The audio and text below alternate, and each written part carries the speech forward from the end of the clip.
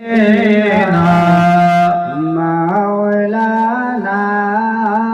मुहम्मद चमक तुझसे पाते हैं, चमक तुझसे पाते हैं सब पाने वाले। मेरा दिल भी चमका दे चमकाने वाली। अल्लाहुम्मा सय्यिदना मौलाना मुहम्मद व अला सय्यिदना मौलाना जिन मुहम्मद মানবের সবার সেরা আউয়াল আখির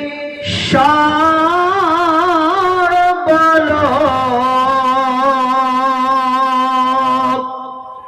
জিন মানবের সবার সেরা আউয়াল আখির সর্বলোক।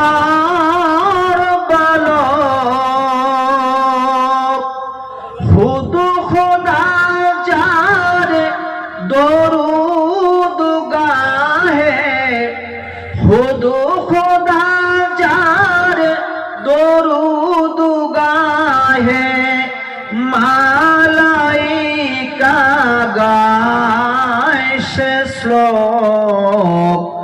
ধরার মাঝে কে এলো ওই খুদ খোদার ওই প্রেমস্পদ।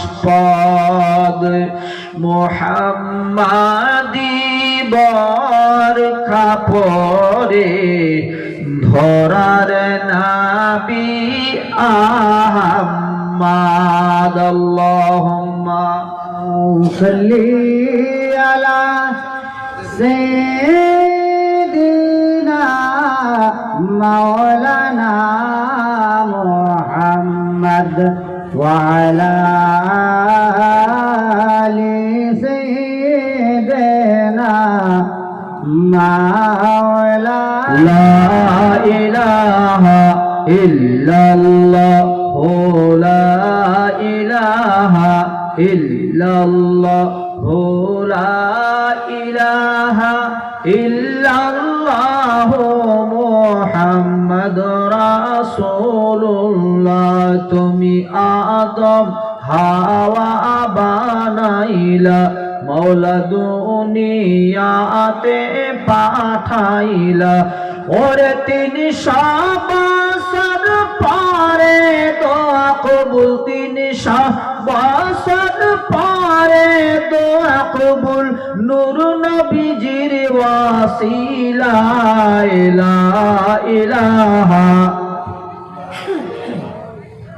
লা ইলাহা ইল্লাল্লাহ লা ইলাহা ইল্লাল্লাহ মুহাম্মদ রাসূলুল্লাহ।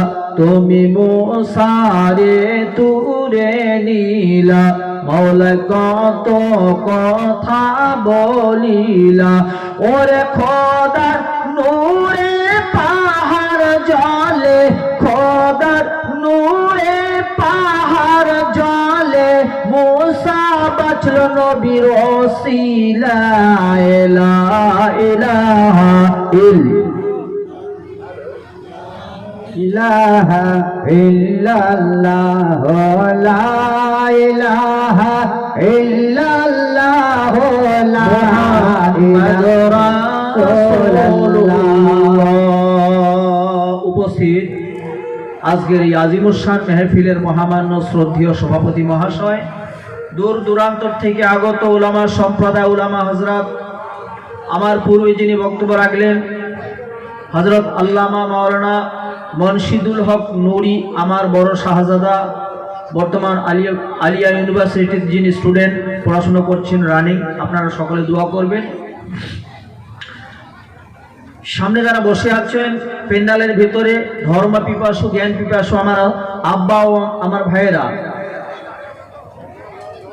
এবং পাশে পর্দার ভিতরে যারা আছেন পর্দানাসী আমার আম্মা ও স্নেহের বোনেরা, প্রত্যেককে আমার অন্তরস্থল থেকে সালাম ও শুভেচ্ছা জানিয়ে সংক্ষিপ্ত সময়ের মধ্যে সংক্ষিপ্ত আলোচনা তুলে ধরবার চেষ্টা করছি। সর্বপ্রথমে ইন দ্য নেম অফ আল্লাহ, যে কোনো কাজ শুরুর আগে আল্লাহর প্রশংসার সঙ্গে শুরু করতে হয়। তাই আমরা উচ্চ কণ্ঠে আল্লাহর দরবারে শুকরিয়া জ্ঞাপন করি, সকলে বলি আলহামদুলিল্লাহ। আর একটু জোরে বলতে হবে আলহামদুলিল্লাহ। আলহামদুলিল্লাহ বললে সওয়াব হবে, নেকি হবে, পুণ্য হবে, কোনো গুনাহ হবে না, ঠিক কিনা বাপ? সকলে বলুন তো আলহামদুলিল্লাহ। তারপরে পরে মা আমিনার লাল মরুর দুলাল মরুর ভাস্কর পরপারের কান্ডারি রহমতের ভান্ডারী শাফিল মুজনাবিন রাহমাতাল লিল আলামিন আনিসুল গারিবিন আহমদে মুজতাবা মুহাম্মদি মুস্তাফা সাল্লাল্লাহু তাআলা আলাইহি ওয়াসাল্লামের উপরে লক্ষ কোটি দুরুদ ও সালামের হাদিয়া বৃষ্টি ন্যায় বর্ষিত হোক। সকলে বলুন আল্লাহুম্মা আমিন।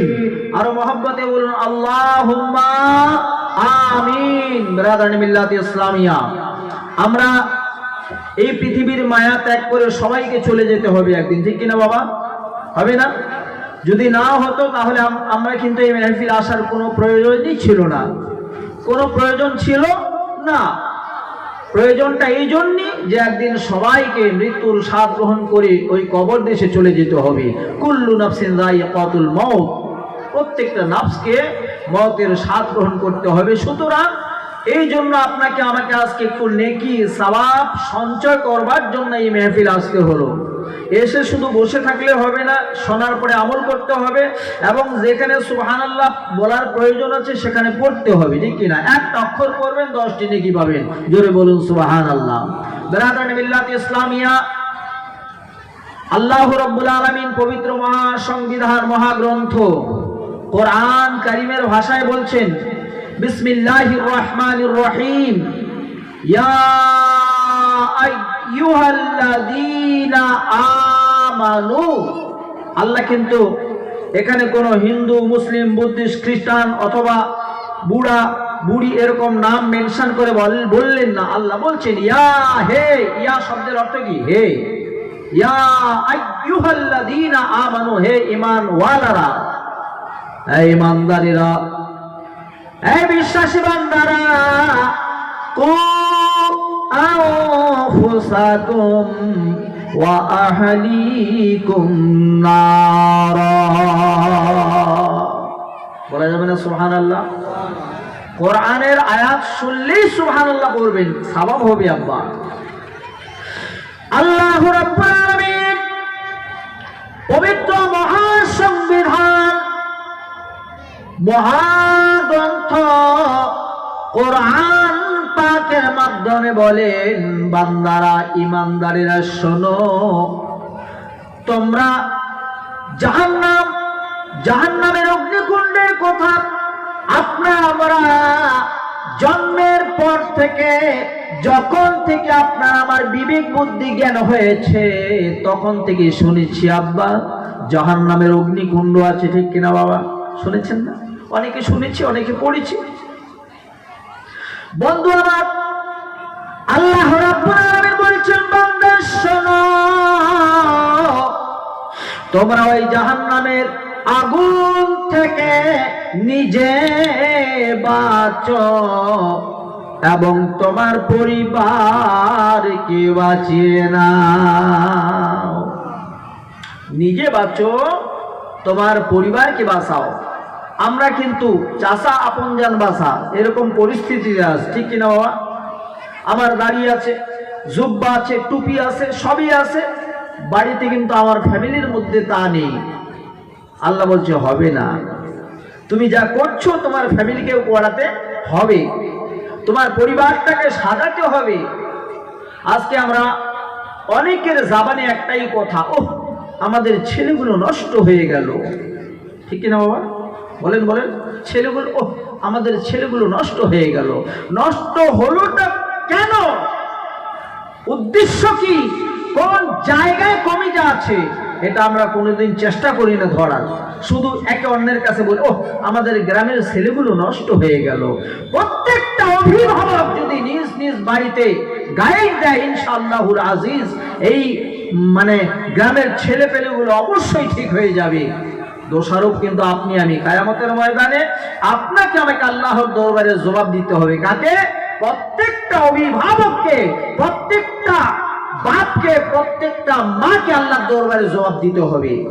নিজ নিজ দায়িত্ব নিয়ে যদি আমরা ফ্যামিলি ঠিক করি তবে ঠিক হবে। অন্যথায় যত বড় হাফিজ, কারি, মুফতি, মুহাদ্দিস, মুফাসসির আসুন না কেন, ওর বাবারও ক্ষমতা নেই আপনার পরিবারকে ঠিক করে। ঠিক কিনা ব্রাদার মিল্লাত ইসলামিয়া? আল্লাহ রাব্বুল আলামিন বলেন, বান্দা তুমি আগে নিজেই তুমি বাঁচো ওই জাহান্নামের আগুন থেকে, এবং তোমার পরিবারকে বাঁচিয়ে নাও। পরিবারকে কিরকম ফ্যামিলি, কিরকম পরিবার তৈরি করতে হবে, সাহাবায়ে কেরামের জীবনী সম্পর্কে আলোচনা করবার জন্য কমিটি থেকে আমাকে একটা স্লিপ দেওয়া হয়েছে। ব্রাদার মিল্লাত ইসলামিয়া, কিরকম ফ্যামিলি তৈরি করতে হবে দেখুন। সামনে আর কিছুদিনের মধ্যে সামনে সবে মেরাজ, ঠিক কিনা বাবা? তারপরে সবে বরাত, লাইলাতুল বারাত, ভাগ্য লিপিবদ্ধের রাত। বন্ধু আমার, এর 15 দিন পরে মাহে রমজানুল মুবারক, জোরে বলুন সুবহান।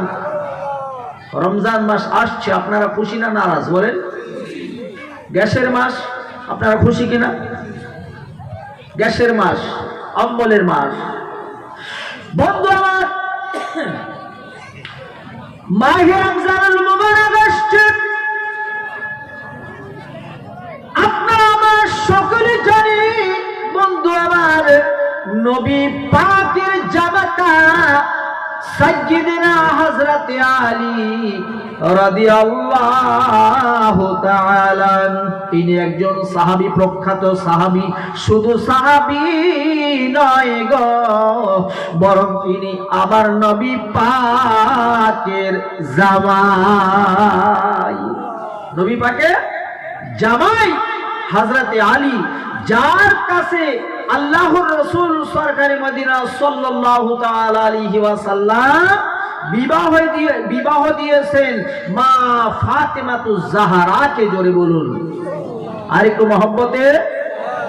বন্ধু আমার, মা ফাতেমা যার কাছে বিবাহ দিয়েছেন তিনি হচ্ছেন হযরত আলী, নবী পাকের জামাই এবং সাহাবা। হযরত আলী মুর্তজা মুশকিল কুশা কিরকম কোরআনকে ফলো করেছেন। কোরআন বলছেন, কু আনফুসাকুম ওয়া আহলিকুম নারা, তুমি নিজে বাঁচো, তোমার পরিবারকে বাঁচাও জাহান্নামের আগুন থেকে। হযরত আলী কোরআনকে ফলো করলেন, নিজে তিনি পরহেজগার হলেন, নিজেই তিনি জাহান্নামের আগুন থেকে বাঁচার চেষ্টা করলেন এবং ফ্যামিলিকেও সেরকম তৈরি করেছেন। মাহে রমজান মাস, এই জন্য বলছিলাম মাহে রমজান মাস ছিল। হযরত আলী রাদিয়াল্লাহু তাআলা আনহু তিনি কোনদিন এক ওয়াক্তের নামাজ ছাড়তেন না। জোরে বলুন সুবহানাল্লাহ। নিজে পড়তেন, নিজের বিবিকে পড়াতেন, সাইয়্যিদানা হযরত ইমাম হাসান, ইমাম হুসাইন কেও পড়াতেন। জোরে বলুন সুবহানাল্লাহ। ব্রাদার মিল্লাত ইসলামিয়া, হযরত আলী এত শোচনীয় অবস্থা, মুসলমান বর্তমান জেনারেশনে কোন মানুষ গরিব নাই। প্রত্যেকটা মানুষ এক টাইম কমসে কম মাছ অথবা মাংস খায় কিনা বাবা? খায়। আল্লাহ সবার ঘরে ঘরে বারাকাত নাজিল করেছেন। জোরে বলুন সুবহানাল্লাহ। ওই একটা সময় ছিল হযরত আলীর বাড়ি একদিন রান্না হয়, আরেকদিন রান্না হয় না। চুলা ধরে না, চুলার মধ্যে আগুন জ্বলে না। এই পরিস্থিতিতে হযরতে আলী রাদিয়াল্লাহু তাআলা আনহু, মাহে রমজান মাস ছিল, মাহে রমজান মাসে হযরতে আলীর বাড়িতে কয়েকটা রুটি তৈরি হয়েছে, ওই এক দুটো করে ভাগে করবে। তারা কি করবেন? ইফতার করবেন। জোরে বলুন সুবহানাল্লাহ। হযরতে আলী রোজা রেখেছেন, ফাতিমা হাসান হুসাইন রোজা রেখেছেন। বন্ধু আমার, এবার ইফতারের টাইম করিব, ইফতারের টাইম হয়ে আসছে। এমত অবস্থায় হঠাৎ করে একজন সাওয়ারি তিনি বাইরে এসে আওয়াজ দিয়েছেন, আসসালামু আলাইকুম ইয়া আহলাল বাইত। বাড়ির মানুষ কে আছেন গো বাড়ির ভেতরে? আমার সালাম গ্রহণ করুন। এবং আমার ভীষণ খিদে, আজকে আমার ভীষণ খিদে, পেটে খানা নাই, যদি একটু খানার ব্যবস্থা করেন কতই না ভালো হয়। আমি আমি ক্ষুধা নিবারণ করতাম, তৃপ্তি হতাম। হযরতে আলী রাদিয়াল্লাহু তাআলা আনহু চিন্তা করছেন, এই রুটি, বাড়িতে তো খানা নাই, এই শুকনো রুটি তৈরি করেছি ইফতার করবার জন্য, যাক মুসাফির যেহেতু এসেছে আমার ভাগেরটা আমি দিয়ে দিই। জোরে বলুন সুবহানাল্লাহ। আমরা হলে হয়তো রেগে যেতাম, কিন্তু হযরত আলী রাগ করলেন না। তিনি তিনার ভাগের রুটিগুলো মুসাফির সাওয়ালির হাতে তুলে দিলেন। পরিবার কাকে বলা হয় দেখুন, সাহাবা কাকে বলা হয়? সাহাবাগণ নবী পাকের প্রেমে জীবন পর্যন্ত বিসর্জন দিয়েছেন। জোরে বলুন সুবহানাল্লাহ। হযরত আলী তিনার ভাগের রুটিগুলো ওই মুসাফিরকে দিয়ে দিলেন। মা ফাতেমা চিন্তা করছেন, আমার স্বামী তার ভাগের রুটিগুলো দিয়েছেন, আমি কি করে খাই? মা ফাতেমা চিন্তা করছেন, না এটা ঠিক হবে না, আমার ভাগিরটা আমি দান করে দেব। তিনিও দান করে দিলেন। ফ্যামিলি কাকে বলা হয়? হযরত ইমাম হাসান তিনি চিন্তা করলেন, মা রুটি দিয়ে দিল, আব্বা রুটি দিয়ে দিল, আমি হাসান কি করে রুটি খাই? তিনিও রুটিগুলো দিয়ে দিলেন। ইমাম হুসাইন তিনিও চিন্তা করছেন যে আম্মা আব্বা আমার ভাইজান তারা রুটিগুলো দান করে দিয়েছে, আমি হুসাইন কি করে রুটি খেতে পারি? তিনার ভাগের রুটিগুলো দান করে দিয়েছে।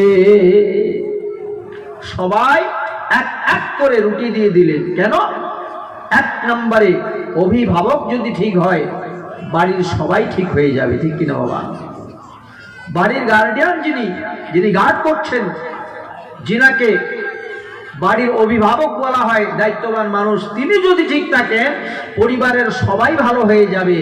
তাছাড়া পৃথিবীর কোনো আলিম উলামা যতই ওয়াজ করে মাইক ফাটিয়ে দেখ, হেদায়েত করতে পারবে না। যদি আল্লাহ হেদায়েত দেয় সেটা ভিন্ন বিষয়, কিন্তু যদি আমরা নিজ নিজ দায়িত্ব নিয়ে আমরা সন্তান সন্ততি বিবিদেরকে আমরা ঠিক রাখার চেষ্টা করি, ইনশাআল্লাহুল আজিজ ঠিক হয়ে যাবে। গ্রাম গঞ্জে দেখবেন ছেলেপেলেগুলো সব সংশোধন হয়ে গেছে। আমাদের ভুল আছে, আমাদের ভুলের কারণ আমরা বলি কিন্তু কাজ করি না। ওহ নষ্ট হয়ে গেল, ওহ নষ্ট হয়ে গেল, এটা বললেও হবে না। কেন নষ্ট হচ্ছে? ওই রোগটা আপনাকে আমাকে ধরতে হবে। আব্বা ব্রাদার মিল্লাত ইসলামিয়া, হযরত আলী, ফাতেমা, হাসান, হুসাইন রমজান মাস ভোর বেলায় সাহরি করেছেন, সারাদিন না খাওয়া অবস্থায়, পান করেনি, খাইনি। বন্ধু আমার ইফতার করতো শুকনা রুটি দিয়ে, সেই রুটিগুলো দান করে দিলেন। দান করে দেবার পরে ইমামে হাসান, ইমামে হুসাইন, মা ফাতেমা শুধুমাত্র পানি দিয়ে ইফতার করেছে। কি দিয়ে বাবা? শুধুমাত্র পানি দিয়ে তারা ইফতার করেছেন। কেন? কারণ হযরতে আলী তিনি রুটি দান করে দিলেন। ফাতেমা বলছে না, আমাকেও খাওয়া চলবে না, আমাকেও দান করতে হবে। ইমাম হাসান হুসাইন সবাই দান করে দিল। বন্ধু আমার, কোন আলী, যে আলীর সম্পর্কে তিনি শুধু সাহাবাই নন, এমন একজন সাহাবা যার সম্পর্কে নবী পাক সাল্লাল্লাহু তাআলা আলাইহি ওয়াসাল্লাম বলেছেন, আনা মাদিনাতুল ইলমি ওয়া আলিউন বাবুহা। জোরে বলুন সুবহানাল্লাহ। হ্যাঁ, এখন ঠিক আছে। আনা মাদিনাতুল ইলমি ওয়া আলিউন বাবুহা, আমি নবী পাক গুপ্ত ইলমের শহর, তার দরওয়াজা হলো হযরতে আলী। জোরে বলুন, বলা যাবে না বাবা? সে হযরতে আলী। একদিন তিনি বলছেন, যদি পৃথিবীর কোনো আল্লাহর বান্দা, আল্লাহর বান্দি নবী পাকের জিয়ারত করতে যায়, জিয়ারত শব্দের অর্থ হলো সাক্ষাৎ, মোলাকাত, যদি সাক্ষাৎ করতে যায় তাহলে নবী পাকের দেখা করতে গেলে আমি আলীর কাছে দুবার আসতে হবে। নবীর দেখা করতে যাবে একবার, আমার দেখা করতে হবে দুবার। সাহাবাই কিরামগণ রাগান্বিত অবস্থায় নবী পাকের দরবারে নালিশ জানালো, ইয়া রাসূলুল্লাহ, ইয়া হাবিবাল্লাহ, হুজুর হযরত আলী কি কথা বললো? বলছে, বাবা কি বলেছে?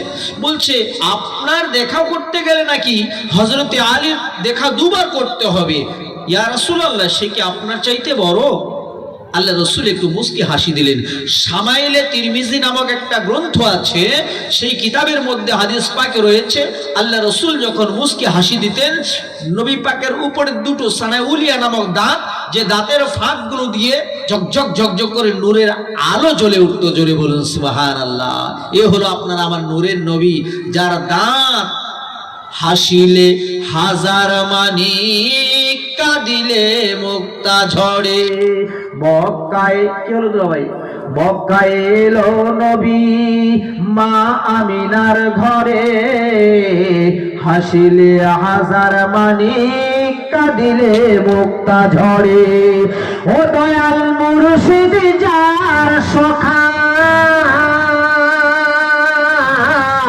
দয়াল মুর্শিদ যার সখা, তার কিসের ভাবনা, ছেড়ে দে নৌকা মাঝি, যাব মদিনা। হাসিলে হাজার মানিক, কাঁদিলে মুক্তা ঝরে। নবী পাক যখন হাসতো, নবী পাকের আপনার সানাউলিয়া নামক দাঁতের দুই ফাঁকের মাঝখান থেকে আপনার নূরের আলো প্রবাহিত হতো।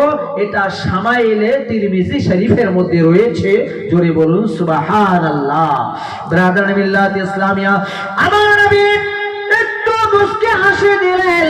সাহাবায়ে কেরাম বলছেন, ইয়া রাসূলুল্লাহ, ইয়া হাবিবাল্লাহ, হুজুর আপনি আসেন কেন? তিনি বললেন, বাবা হাসলাম এই জন্য, ও সাহাবা, হযরতে আলী যা বলেছে অবশ্যই ঠিক বলেছে, কারণ আমি বলেছি আনা মাদিনাতুল ইলমি ওয়া আলিউন বাবুহা। আমি নবী পাক মদিনার গুপ্ত ইলমের ভান্ডার শহর, আর সে শহরের সে ঘরের দরজা হলো হযরত আলী। সুতরাং সাহাবা শুনে নাও, যদি তুমি ঘরে যেতে চাও, যদি তুমি শহরে যেতে চাও, কোন ঘরে প্রবেশ করতে হলে, ঘরের মানুষের দেখা করতে হলে, দরজা দিয়ে একবার তোমাকে ঢুকতে হবে, আর একবার বেরোতে হবে কিনা? বলে হ্যাঁ হবে। ইয়া রাসূলুল্লাহ, অবশ্যই। বলে সুতরাং হযরতে আলী যেটা বলেছে তিনি তো ঠিকই বলেছেন, কারণ সে হলো দরজা। আমি ঘরের ভেতরে যদি থাকি, তুমি যদি আমার সাক্ষাৎ করতে চাও, হযরতে আলীর একবার নয়, পর পর দুবার দেখা করতে হবে, কারণ সে হচ্ছে আমার গুপ্ত ইলমের শহরের দরওয়াজা। জোরে বলুন সুবহানাল্লাহ। আল্লাহু রাব্বুল আলামিন শেরে খোদা টাইটেল দিয়েছে, আল্লাহর বাপ শেরে খোদা। ও মুসলমান আব্বা, সে আলী কিরকম ফ্যামিলি তৈরি করলেন, তিনার বিবিকে তৈরি করলেন। আল্লাহ বলছেন, ওয়া আহলিকুম নারা। তুমি নিজে বাঁচো, তোমার পরিবারকে বাঁচাও। হযরতে আলী পরিবারকে কিরকম বানালেন? হযরতে মা ফাতেমা রাদিয়াল্লাহু তাআলা আনহা তিনাকে কিরকম তৈরি করলেন, কিরকম তিনার মুখে জবান ছিল, কিরকম ভাষা ছিল। হযরতে আলীর জবান শুনে, হযরতে আলীর চরিত্র ব্যবহার দেখে মা ফাতেমা পর চুলায় আগুন জ্বলে না, তবু হযরতে আলীকে অপমান করত না। এখনকার বউ বেটি যদি একদিন কেন এক টাইম খানা না থাকলে তার মাথা খারাপ হয়ে যাবে, ঠিক কিনা বাবা? ও বন্ধু আমার, বাড়িতে খাওয়া নাই। হযরতে আলী রাদিয়াল্লাহু তাআলা আনহু মদিনার শহরে যান, আবার ঘুরে আসেন, আবার শহরে যান, ঘুরে আসেন, কাজের সন্ধানে যান, ঘুরে আসেন। কি পরিস্থিতি ছিল! তারপরেও মা ফাতেমা রাদিয়াল্লাহু তাআলা আনহা তিনি কিন্তু হযরতে আলীর উপরে কোনোদিন রাগ করতেন না। জোরে বলুন সুবহানাল্লাহ। এই জন্য মা ফাতেমাতুজ জাহরা সারা বিশ্বের সারা ওয়ার্ল্ডে যত মহিলা আছে যারা জান্নাতি মহিলা হবে, সমস্ত জান্নাতি মহিলাগণের সরদারিনী হবে সাইয়্যিদা মা ফাতেমাতুজ জাহরা। জোরে বলুন সুবহানাল্লাহ। আল্লাহ রাসূল সাল্লাল্লাহু আলাইহি ওয়াসাল্লাম তিনার দরবারে মা ফাতেমা উপস্থিত হয়ে বলছেন, ইয়া রাসূলুল্লাহ বা হুজুর, আমি ফাতেমা নাকি জান্নাতের সমস্ত মহিলাগণের সরদারিনী? ইয়া রাসূলুল্লাহ, আমি যদি জান্নাতে যাই গো নবী, তাহলে সর্বপ্রথমে তো আমি জান্নাতে যাব অন্যান্য মহিলার চাইতে? বলে অবশ্যই, কিন্তু মা তোমার আগে আর একজন ভাগ্যবতী মহিলা যিনি তোমার আগেই জান্নাতে প্রবেশ করবে। জোরে বলুন না সুবহানাল্লাহ। মা ফাতেমা অবাক হয়ে গেল। এক নম্বরে আমি নবী পাকের কন্যা, দুই নম্বরে জান্নাতে সমস্ত মহিলাদের সরদারিনী, কিন্তু সবার আমার আগে আরেকজন জান্নাতে যাবে, সে মহিলাটাকে একবার দেখার প্রয়োজন আছে কিনা? আছে না বাবা?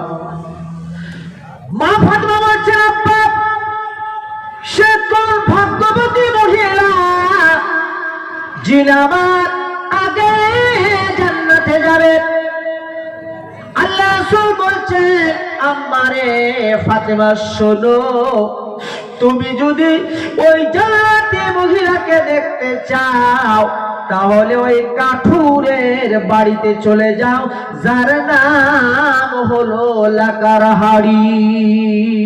ওই কাঠুরের বাড়ি চলে যাও, তুমি দেখতে পাবে ওই জান্নাতি মহিলা। মা ফাতেমা সকাল বেলায় উঠে স্বামীর অনুমতি নিয়ে চলে গেছেন ওই লাকারহাড়ির বাড়ির দরজায়। আসসালামু আলাইকুম ইয়া আহলাল বাইত, বাড়ির ভিতরে কে আছেন গো? একটু দরজাখানা খুলুন, আমি মা ফাতেমা এসেছি, নবী পাকের কন্যা। বলছে, বুবু মাফ করবেন, আপনি তো এসেছেন আমার দরবারে, আমি খুবই ভাগ্যবান যে আমার দরবারে এসেছেন, কিন্তু বুবু আমি দুঃখিত, কারণ আমার স্বামীর অনুমতি এখনো নেই। এখনকার মা বোন বেটি এরা স্বামীর বিনা অনুমতিতে অনেক সময় বাপের বাড়িতে কোন একটা হয়তো বস্তু দিয়ে দিল। আম্মারা যারা মাইক্রোফোনে কথা শুনছেন, মা স্বামীর অনুমতি নিয়ে স্বামীকে প্রেম প্রীতি ভালোবাসা দিয়ে জয় করে আপনি যদি এক বস্তা চাউলও দিয়ে পাঠান কোনো সমস্যা নাই, গুনাহ হবে না, বরং নেকি হবে। এক নম্বর, দুই নম্বর হলো আপনার স্বামী সন্তুষ্ট থাকবে। আর বিনা অনুমতিতে কোন একটা বস্তু আপনি স্বামীর বাড়ির থেকে বাবার বাড়ি দিতে পারবেন না, এটা অন্যায় হবে, গুনাহ হবে, স্বামী নারাজ হয়ে যাবে, স্বামীর অন্তরে আঘাত পাবে। আর যে স্বামীর পায়ের তলে আপনার আল্লাহ রাব্বুল আলামিন জান্নাত লিখেছেন, জোরে বলুন সুবহানাল্লাহ। হুন্না লিবাসুল লাকুম ওয়া আনতুম লিবাসুল লাহুন্না, স্বামীরা তোমাদের পোশাক আর তোমরাও স্বামীদের পোশাক, এটা আল্লাহর কোরআন পাকে আল্লাহ ঘোষণা দিয়েছেন। জোরে বলুন সুবহানাল্লাহ। ব্রাদার মিল্লাত ইসলামিয়া, আমার আম্মা শুনুন, মা ফাতেমা ওই কাঠুরের বিবি একজন, তিনি তো সেরকম শিক্ষিতা মহিলা না, কাঠ কেটে কেটে বিক্রি করেন তার স্বামী। এরকম একটা পরিবারের মধ্যে গিয়ে আমার মা ফাতেমা আওয়াজ দিয়েছেন, তিনি বলছেন না না না ও বুবু, আমার স্বামীর হুকুম নেই নাই, আপনি আগামী কাল আসুন, আপনাকে দরজা খানা খুলে দেব। মা ফাতেমা চলে গেছেন। পরের দিন এসেছেন ইমাম হাসানকে নিয়ে, আওয়াজ দিচ্ছেন। এদিকে বাচ্চা একটু চিল্লা হাল্লা করছে, বাবা মা তুমি এই বাড়ি এসেছো, এই ঝোপড়িতে, এই জঙ্গলের ভিতরে বাড়ি। এই আওয়াজটা ভেতরের যে ওই কাঠুরের বিবি শুনতে পেয়েছে। তিনি বলছেন যে বুবু ফাতেমা, তুমি কি একা এসেছো নাকি তোমার সঙ্গে আরো কারোর আওয়াজ শুনলাম? বলছে বুবু আমার ছোট্ট সন্তান, শিশু সন্তান, সে তো কিছু বোঝে না, নাবালক। বলছে বুবু নাবালক হলে পরেও আমার স্বামীর কাছে আমি অনুমতি নেইনি। জোরে বলুন সুবহানাল্লাহ। আপনি আসতে পারেন। আবার মা ফাতেমা বাড়ি ফিরে আসলেন। পরের দিন বন্ধু আমার, মা ফাতেমা ইমাম হোসাইন হাসান দুজনকে নিয়ে চলে গেছেন। পরের দিন কাঠুরের বিবি প্রশ্ন করছে, বুবুরে আপনি কাকে নিয়ে এসেছেন? বলছে আমার ছোট্ট সন্তান হুসাইনকেও আজকে নিয়ে এসেছি। বলছে বুবু তোমার একটা সন্তানের অনুমতি আমি হুকুম আমি স্বামীর কাছে নিয়েছি, দুটো সন্তানের হুকুম নেই নাই, সুতরাং দরজা খুলে দেওয়া যাবে না। কত সূক্ষ্ম চিন্তা দেখুন, ফ্যামিলি কাকে বলা হয়। হযরতে মা ফাতেমা আবার ফিরে গেলেন। এদিকে কাঠুরের বিবি, কাঠুরে যখন কাঠ কেটে বাড়ি আসে, জিজ্ঞেস করছে বিবি রে, ও বিবি আজকে কি নবী পাকের কন্যা আমাদের বাড়ি এসেছিল? বলে এসেছে গো স্বামী, কিন্তু আমি দরজা খুলি নাই। কেন খোলো নাই? কারণটি হলো আপনার কাছে ফাতেমা এবং হাসানের হুকুম নিয়েছি, হুসাইনের হুকুম নেই নাই। একটা সন্তানের হুকুম নিয়েছি, দ্বিতীয়টার হুকুম নেই নাই, যার কারণে দরজা খুলে নাই। লাকার হারি বলছে, ও ফাতেমা শোনো, তুমি কত বড় বেয়াদব। কারণ যে নবী পাকের কন্যা ফাতেমা সমস্ত মহিলাগণের জান্নাতের সরদারিনী হবে, যার কাছে চাবিকাঠি থাকবে রে ও বিবি, তাকে তুমি ফিরিয়ে দিয়েছো। ও বিবি শোনো, আগামী কাল যদি সে আসে, যতজনকে নিয়ে আসে তুমি দরজা খুলে দেবে, আর কোনো বিলম্ব করবে না। আগামীকাল দরজা খুলে দেবে, কোনো দেরি করবে না। পরের দিন মা ফাতেমা এসেছেন ইমাম হাসান হুসাইনকে নিয়ে, দরজা খুলে দেওয়া হলো। মা ফাতেমাকে ওয়েলকাম করা হলো, স্বাগতম জানিয়ে বসতে দেওয়া হলো। মা ফাতেমাতু জাহরা রাদিয়াল্লাহু তাআলা আনহা তিনি বসে আছেন এবং চতুর্দিকে লক্ষ্য করছেন। মহিলা মানুষ, যে কোনো মহিলা হোক, কারোর বাড়ি যখন মেহমানি চলে যায়, সেখানে গিয়ে দেখবেন মহিলাটা রান্নাঘর ঘরে ঢুকতে চায়, ঠিক কিনা বাপ? রান্নাঘরে কোথায় কি আছে, হ্যাঁ, ভাড়া বর্তন গুলো চকচকা ঝকঝকা আছে কিনা, কোন জায়গায় কি লটকানো, কয়টা আলমারি, ফ্রিজ কয়টা, এগুলো কিন্তু মহিলারা লক্ষ্য করে, এদের একটা অভ্যাস আছে কিনা। মা ফাতেমা লক্ষ্য করছে ঘরের ভেতরে কি দেখছে, বর্তনের মধ্যে পানি। জোরে বলুন সুবহানাল্লাহ। বর্তনে হাড়ির মধ্যে পানি। মা ফাতেমা জাহরা রাদিয়াল্লাহু তাআলা আনহা লক্ষ্য করলেন একটা হাড়ির মধ্যে গরম পানি আর একটা হাড়ির মধ্যে ঠান্ডা পানি। মা ফাতেমা জিজ্ঞেস করলেন, বুবু রে এই ঠান্ডা পানি গলন কেন, গরম পানি গলন কেন? বলছেন বুবু আমার স্বামী সারা দিন কাঠ কাটে, লাকড়ি কাটে, লাকড়ি কেটে কেটে কুড়াল কাজে চালায় রে বুবু, শরীরে ব্যথা হয়ে যায় বুবু। ওই লাকড়িগুলো ফাড়াই করে আবার বাজারে বিক্রি করে, কত কষ্ট আমার স্বামী করে, শরীরে ব্যথা হয়ে যায়। যদি গরম পানির প্রয়োজন হয় গরম পানি নেবে, যদি ঠান্ডা পানির প্রয়োজন হয় তাহলে ঠান্ডা পানি নেবে। যার কারণে আমি কাঠুরের বিবি জামিলা, যার নাম হচ্ছে উম্মে জামিলা, আমি জামিলা পানিগুলো গরম করে রেখেছি। বলুন সুবহানাল্লাহ। এরপরে মা ফাতেমা দেখছেন একটা বেত বুঝেন তো বাপ, লাঠি, বেত্রাঘাত করার জন্য একটা লাঠি তৈরি করে রেখেছে। মা ফাতেমা জিজ্ঞেস করছেন, বাবু গরম পানি ঠান্ডা পানি এটা তো বুঝলাম, কিন্তু এই লাঠিটা কিসের জন্য? বলছেন, বুবুরে এই যে স্বামীর খেদমত এর জন্য আমি গরম পানি ঠান্ডা পানি রেখেছি বুবু। এরপরে খেদমতে যদি কোনো ভুল হয়, খেদমতে যদি কোনো কমি হয়ে যায়, আমার স্বামী যদি রাগ হয়ে যায়, আমাকে যদি বেত্রাঘাত করতে চায়, ওই মুহূর্তে লাঠি খুঁজতে খুঁজতে রাগ থেমে গেলে আমি আল্লাহর দরবারে কি জবাব দেব? লাঠি খুঁজতে খুঁজতে যদি রাগ থেমে যায়, আমার স্বামী যে আমাকে মারতে পারবে না, আমি আল্লাহর দরবারে কি জবাব দেব? জোরে বলুন। এখনকার মা বোনেরা, বর্তমান জেনারেশনে মা বোনদের কথা বলছি, অনেক জায়গায় আমি শুনেছি, কানে আওয়াজ এসেছে, স্বামী যদি একটা চর দেয়, স্ত্রীও একটা ধাক্কা দেয়। আছে কি না? আছে না? স্বামী একটা চর দিলে, একটা চপেট আঘাত করলে, সে আবার একটা ধাক্কার আঘাত দিয়ে দেয়। মা বোনেরা শুনে নেবেন, মা আম্মা, আল্লাহ রাব্বুল আলামিন কোরআন পাকের মাধ্যমে জানিয়ে দেন, বিসমিল্লাহির রহমানির রহিম। আর-রিজালু কাওয়ামুনা আলান নিসাই বিমা ফাদ্দালাল্লাহু বা'দাহুম আলা বা'দ। এটা আল্লাহর কোরআন, আল্লাহর কোরআন পাকে আল্লাহ দলিল দিয়েছেন, প্রত্যেকটা স্বামী নিজ নিজ বিবিদের উপরে কর্তা। কি বাবা, কোরআন কি বলছে? প্রত্যেকটা স্বামীর উদ্দেশ্যে আল্লাহ বলছে, স্বামীগুলোর নিজ নিজ বিবিদের উপরে কর্তা।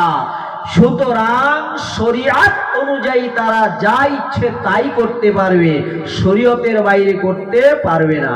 শরীয়ত অনুযায়ী যা ইচ্ছা, যেভাবে শাসন করার শরীয়ত বলছে, সেই হিসেবে স্বামী স্ত্রীকে শাসন করতে পারবে, কিন্তু স্ত্রী স্বামীর গায়ে আঘাত করতে পারবে না। আল্লাহ রাসূল বলেন যে মহিলার গায়ে যদি কোনো স্বামী একটা আঘাত করে, আল্লাহ রাব্বুল আলামিন ওই মা, ওই বোনের, ওই স্বামীর আঘাত পাওয়া স্থানখানা জাহান্নামের আগুনে আল্লাহ জ্বালাবেন না। জোরে বলুন সুবহানাল্লাহ। তাহলে এখন মা বোনেরা চিন্তা করে দেখুক যে আমরা দুনিয়ার মধ্যে চিরদিন থাকবো। চিরদিন যদি থাকেন তাহলে স্বামীকে মারেন, যত ইচ্ছে মারেন, কোনো সমস্যা নেই। আর যদি আপনি মনে করেন মা যে আপনাকে মরতে হবে, every man has his birth and death, কুল্লু নাফসিন যায়িকাতুল মাউত, প্রত্যেকটা নাফসকে মরতেই হবে, এটা অনিবার্য। আইনা তাকুনু ইউদরিকুমুল মাউত ওয়ালা কুনতুম ফি বুরুজিম মুশায়্যাদা। আল্লাহর কোরআনে আল্লাহ দলিল দিয়েছেন, আপনি যদি শেষ মহলে থাকেন, লোহার পিঁজরায় যদি আপনি লুকিয়ে থাকেন, আল্লাহর কোরআনে আল্লাহ দলিল দিয়েছেন, মুসলমান, আল্লাহ বলছেন ওই লোহার পিঁজরায় শেষ মহলে গিয়েও আপনাকে মৃত্যু পাকড়াও করবে, গ্রাস করে নেবে।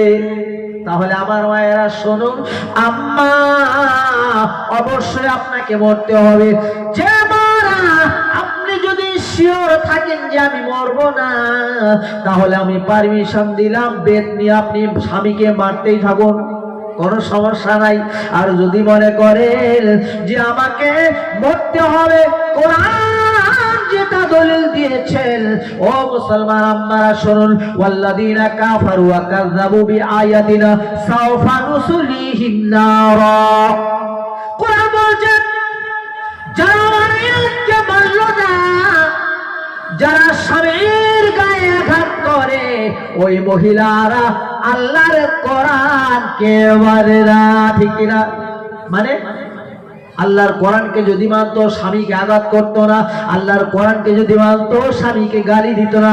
আল্লাহর কোরআনকে যদি তারা মানতো, ও মুসলমান আব্বারা, একজন স্বামী আজকে বিবির জন্য, একজন স্বামী সন্তানের জন্য, একজন স্বামী সন্তানের জন্য অন্যের বাড়িতে গোলামি করে। আমি মাওলানা মাকসুদুল গোলামি করি, ঠিক কিনা বাবা? ঠিক কিনা? আপনি যত বড় চাকরিজীবী হন না কেন, আপনার উপরে একজন স্যার আছে কিনা? বলেন বলেন তো, বলেন। ভুল বলছি কি? আছে না? যত বড়ই আপনি হন না কেন, আপনার উপরে একজন আছে, উনি আপনাকে শাসন করবে। সুতরাং গোলামি করছে, চাকরি করছে, কতই না কথা শুনতে হয়, কত যন্ত্রণা শুনতে হয়। আম্মা, আপনার স্বামী আপনার জন্য অন্যের বাড়িতে কতই কথা শোনে, কত টেনশন হয়। ওই অবস্থায় যখন বাড়ি আসে, আপনি যদি আঘাতমূলক কথা বলে থাকেন, আপনি যদি তাকে আঘাত দেন, কত দুঃখ সেই স্বামীর মনে। আহারে, সারাদিন এদের জন্য আমি কাজ করলাম, এদের জন্য আমি মানুষের গালি খেলাম, এদের জন্য চুরি করলাম, এদের জন্য আমি ডাকাইতি করলাম, খুন করলাম। আজকে এই বিবি আমাকে আঘাত করলো, দুঃখ দিল, ঠিক কিনা?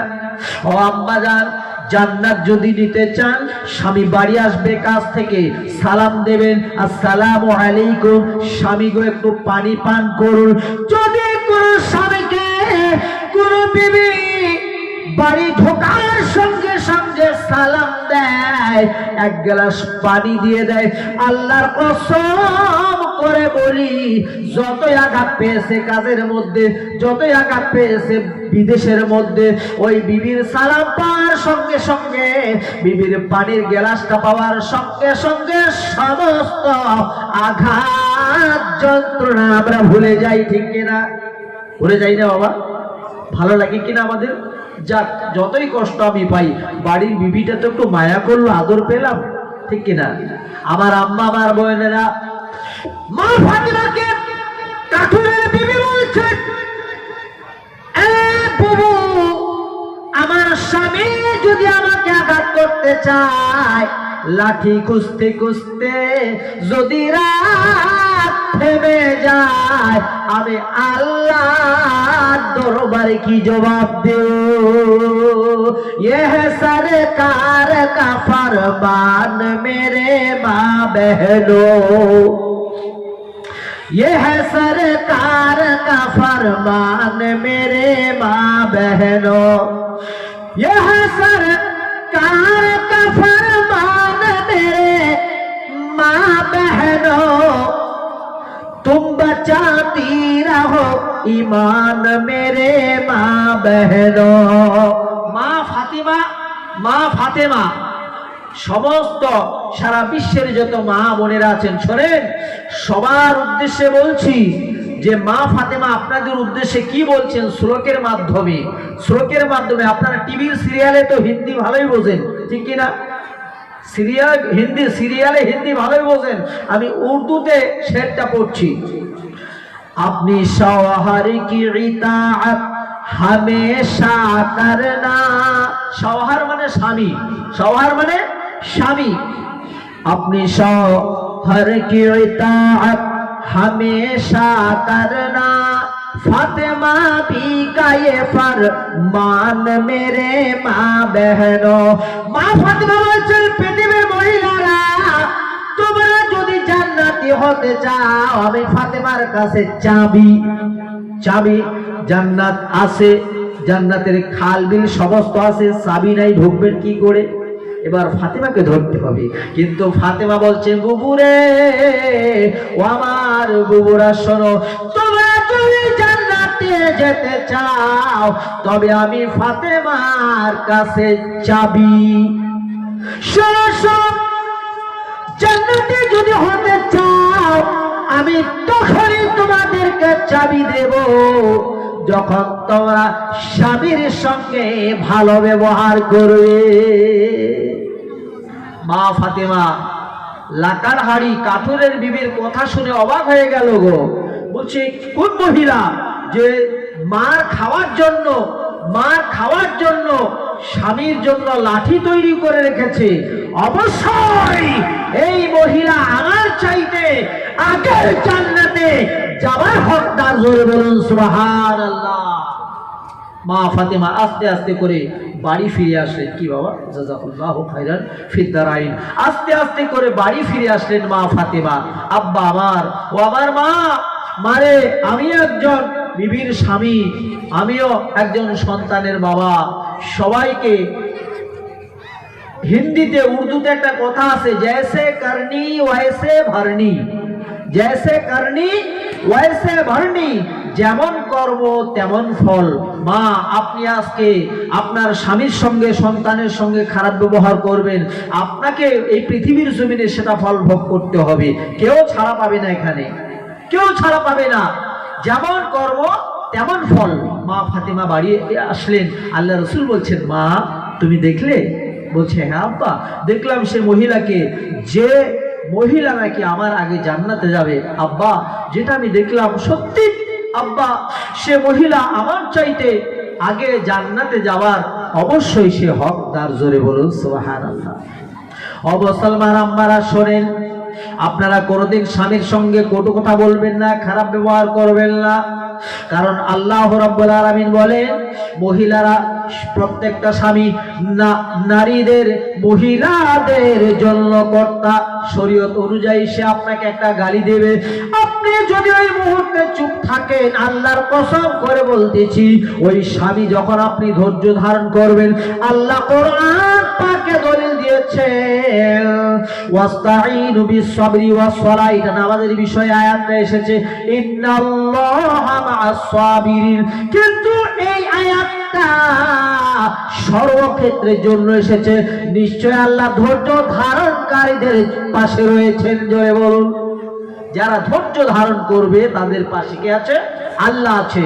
যদি কোনো স্বামী আপনাকে আঘাত করে, মা মারে, একটু ধৈর্য ধারণ করবেন, আল্লাহ আপনাদের সাথে থাকবে। আর ওই স্বামী, আল্লাহর কসম করে বলছি, যে মহিলার নম্রতা ভদ্রতা অবলম্বন করবে, ওই স্বামী যত বড় চান্দার স্বামী হোক না কেন, একদিন বিবির ভালো নম্র ব্যবহার দেখে ওই স্বামীকে একদিন নরম হতে হবে, স্বামীকে রেসপেক্ট সম্মান করতেই হবে তাকে। ঠিক কিনা বেরাদার? আমি বলেছিলাম, কু আনফুসাকুম ওয়া আহলিকুম নারা, আমাকে নিজে বাঁচতে হবে, আমার বিবিকে বাঁচাতে হবে, আমাকে নিজে বাঁচতে হবে, আমার সন্তানকে বাঁচাতে হবে। ঠিক কিনা? আসুন এবার ইমাম হাসান হুসাইনের সম্পর্কে দুটো আলোচনা শুনি।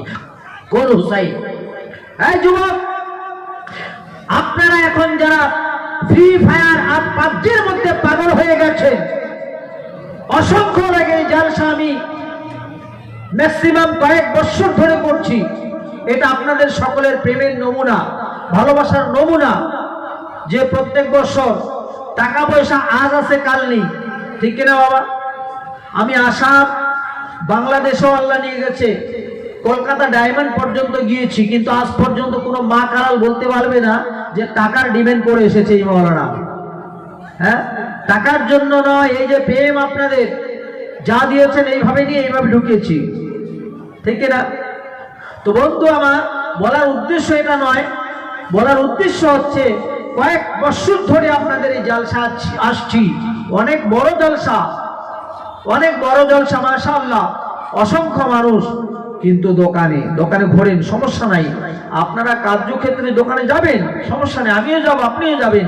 কিন্তু বাবা, বাইরে শীতের মধ্যে দাঁড়িয়ে বেশিরভাগই যুবকরা, আর এই যুবকগুলোকে বাদ দেন, মাদ্রাসার তালিবে ইলমগুলো অনেকে আমি দেখছি এরা ঘুরে বেড়াচ্ছে। এটা তো ঠিক সিস্টেমের বাইরে, এটা তো আদবের খিলাফ। যে সমস্ত মাদ্রাসার তালিবে ইলম, তোমরা ঘুরে বেড়াবে কেন? তোমাদের মধ্যে থাকবে আদব, তোমরা শিক্ষা দেবে অন্যদের। তোমরা মেলায় ঘোরার জন্য এসেছো? ব্রাদার মিল্লাত ইসলামিয়া ইমাম হুসাইন যুবকরা যদি আসতে রাস্তায় তোমরা না আসতে, ঘান্টা বুড়োগুলো আসবে, বুড়োগুলো তখন তারা যায়কাতুল মাউত হয়ে যাবে, কোনো ঠিক নাই। যুবকদের আসতে হবে, দিনের প্ল্যাটফর্মে যুবকদের দাঁড়াতে হবে। আর ইসলাম প্রতিষ্ঠা হয়েছে যুবকদের মাধ্যমে। জোরে বলুন সুবহানাল্লাহ।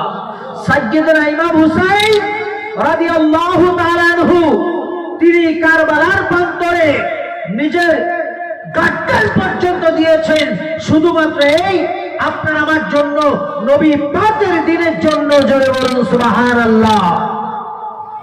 ব্রাদার মিল্লাত ইসলামিয়া, ইমাম হুসাইন শুধুমাত্র একটাই দোষ ছিল যে তিনি তিনার নানার দিনকে প্রতিষ্ঠা করতে চেয়েছিলেন। কার দিন বাবা? তিনার নানা সাইয়্যিদুল মুরসালিন রাহমাতাল লিল আলামিন, যিনি সরজমিনে মক্কায় রবিউল আউয়াল মাসের 12 তারিখ সোমবার দিন ভোরবেলা এসেছিল। জোরে বলুন সুবহানাল্লাহ। ব্রাদার মিল্লাত ইসলামিয়া, আমার ভাইরা, আমার বন্ধুরা, ইমাম হুসাইন রাদিয়াল্লাহু তাআলা আনহুর একটাই দোষ ছিল যে তিনি নানা সাইয়্যিদুল মুরসালিন রাহমাতাল লিল আলামিন আনিসুল গায়বিন আহমদ মুজতাবা নবী মুস্তাফা সাল্লাল্লাহু আলাইহি ওয়াসাল্লামের দ্বীনকে প্রতিষ্ঠা তিনার হাতে বায়আত গ্রহণ করেছেন এবং নবী পাকের দ্বীনকে প্রতিষ্ঠা করার জন্য কারবালার প্রান্তরে তিনি এসেছেন। জোরে বলুন সুবহানাল্লাহ। নারে তাকবীর, একটু নারা লাগা, নারে তাকবীর, নারে তাকবীর, নারে রিসালাত, নারে রিসালাত। উলামায়ে আহলে সুন্নাত, উলামায়ে আহলে সুন্নাত হযরত আল্লামা মাওলানা তাজিমুল ইসলাম শাহীদ, নারে তাকবীর, নারে রিসালাত। সময় আছে বাপ?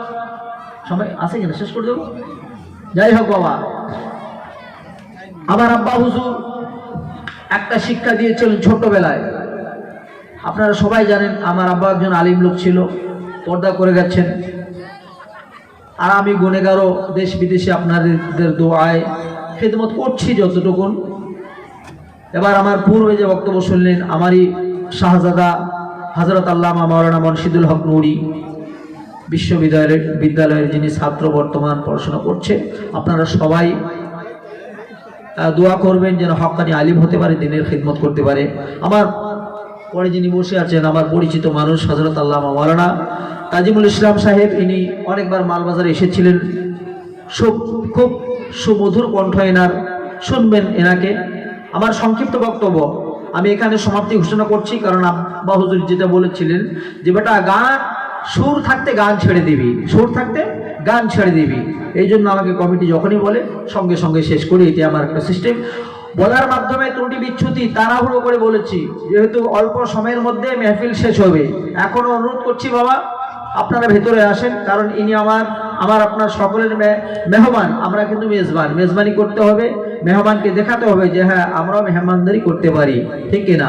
আমার তাড়াহুড়োর বক্তব্যের মধ্যে যদি কোনো রকমের ত্রুটি বিচ্ছুতি ভুল ভ্রান্তি হয়ে থেকে থাকে আপনারা সবাই ক্ষমার সুন্দর চোখে দৃষ্টি করবেন। এই দোয়া কামনা করে আমার সংক্ষিপ্ত বক্তব্য এখানেই সমাপ্তি ঘোষণা করছি। ওয়া আখিরু দাওয়ানা আনিল হামদুলিল্লাহি রাব্বিল আলামিন। আসসালামু আলাইকুম ওয়া রাহমাতুল্লাহি তাআলা ওয়া বারাকাতুহু।